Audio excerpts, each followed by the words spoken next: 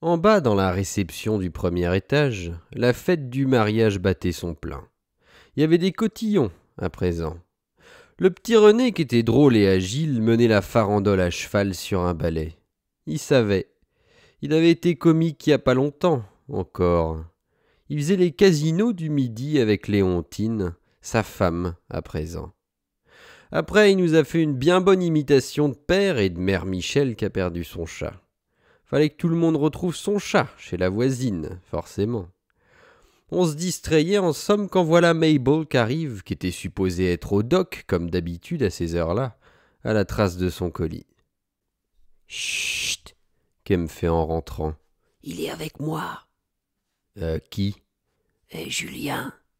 Julien? Qu'on fait? Mais les bourgs, ils sont là devant. Ben on les a pas vus. Elle avait vu personne à regarder. Ils y étaient plus, du moins on les voyait plus, dans la rue. Où qu'il est? Il passait par l'autre pavillon. Il arriverait par le jardin. On se tait tous, on attend. Des marches qui craquent, c'est lui. Il s'est escaladé par la cuisine. Ils l'ont peut-être pas aperçu de la rue. Le voilà. Il fait comme un mulot dans la lumière. Il cligne, le gars. Il a plus l'habitude des endroits allumés.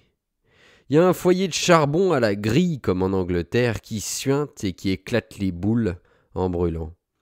Il se met là mon cul. Il parle pas. Il répond rien. Il a des reflets plein la figure qui jouent en rouge.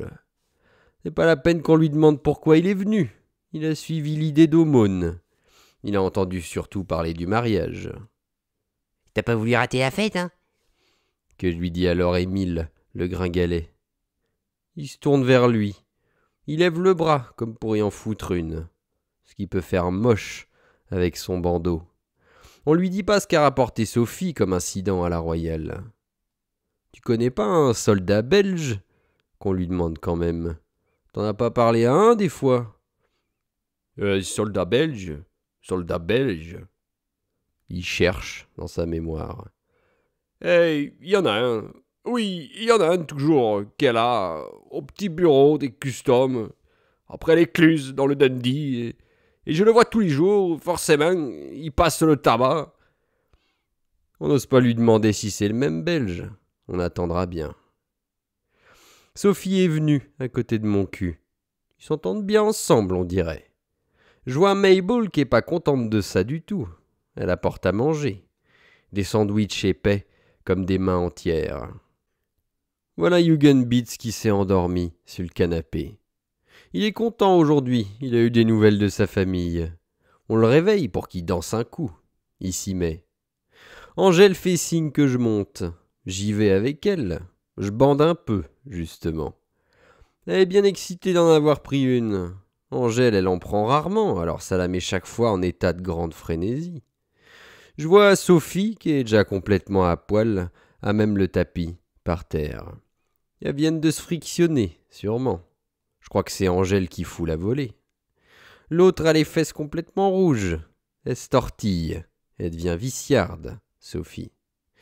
Je sais ce qu'elle préfère, Angèle, c'est que je lui bouffe l'oigne d'abord et puis que je lui reparle doucement de cascade. C'est un secret entre nous deux. J'y fais encore. L'autre Sophie écoute, elle comprend, un peu. Du coup alors Angèle reluit une et puis deux et trois fois. Je crois qu'elle est fatiguée. Pas encore. Elle se relève, elle nous emmène au salon. Les chaises sont prises par les petits danseurs et les imitations. Borochrome branle Jugendbitz pour lui montrer comment ça fait. Ça fait drôle comme il essayait le petit juif derrière ses lunettes tout hagards, au racis vigoureux. René et Cantal maintenaient au sofa pour qu'il se donne tout entier. Faut être saoul pour comprendre bien ces choses-là. Après, Ursule lui fera encore un pompier, comme seule elle sait faire. C'est entendu. Mais on retombe un peu dans la fatigue. Léontine et Trésor ont une permission de faire jouir Rodriguez s'il peut y arriver. Il y a 3 ans qu'il dit Rodriguez qu'il a pas bandé. Ça vient un peu. Faut voir ses trucs. On lui refile une pincée de coco dans le blaze de force. On lui fait boire du café chaud, double cognac. Voilà les premiers vomissements. il bandera pas. La gosse Titine et René Tour de Londres, c'est plutôt le sentiment. Mon cul, il est farouche. Et vous m'avez pas invité, tant de bouseux. Qu'il grogne. Vous m'avez pas invité, hein. Mabel le calme en anglais. Il comprend mal. Tais-toi, grenouille. Tais-toi. Qui lui fait. Je te dis qu'on m'a pas invité. Tais-toi aussi, toi, que t'es saoul et que tu putes partout. Que réplique Boro qui peut pas le sentir depuis toujours. Il y a une bouteille de cognac à la main. Une grosse. Un vrai battant de cloche. Et je vais te sonner l'heure. Je vais te sonner l'heure. Que reprend mon cul.